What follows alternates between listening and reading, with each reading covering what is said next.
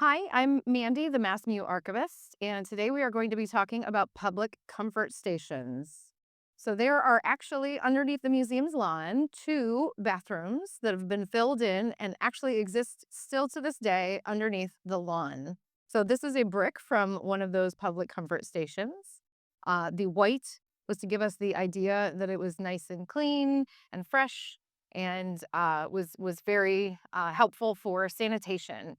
In the 1800s, typically there was no running water available in buildings, so people typically used an outhouse, which is essentially a toilet seat over a hole within a little structure.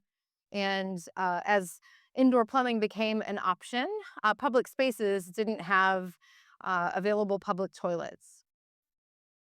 Oftentimes, people would use the restrooms inside of bars or saloons, but as Prohibition shut down a lot of those facilities in the 1920s, those restrooms were no longer available. So the efforts of the Massillon City Council from the early 1900s all the way until 1927 finally paid off with the opening of these two comfort stations right outside the Massillon Museum today. They had an option to do an above grounds, but they thought because of the lovely downtown that putting them underground would actually be better to kind of hide them away from the public eye. The two men's and women's restrooms were uh, completed with the cost of about $12,500. And this was in 1927, so that was a pretty significant cost. So, in theory, the comfort station here in Massillon would have been run by someone who had a shoe shine stand. Now, a lot of problems with that because they couldn't find a lot of shoe shines to set up their shop in an underground space and also care for the restrooms. They did choose this location because it was right outside of this beautiful Massillon Park, which is today the Massillon Museum's front lawn. There was a bandstand and many activities that happened here at the heart of downtown at First and Lincoln Way.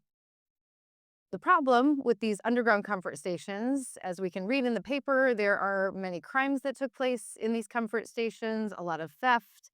And as we kind of see into the 1970s, people were able to go to other public restrooms at other facilities, and most places had their own set of restrooms. So, a general comfort station was really no longer required. As we understand it, they were filled in with sand and are still down there today. After the public comfort stations were filled in, they did leave the entryways for a small period of time, often filling them in with planters, using them for decorations, but eventually they were in fact removed. And today there is no visible sign of these comfort stations.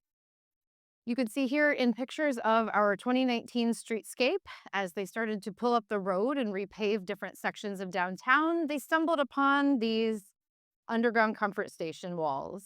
The crews who were picking up these sections were kind enough to donate a small section of wall and a brick for our collection to keep a portion of those alive.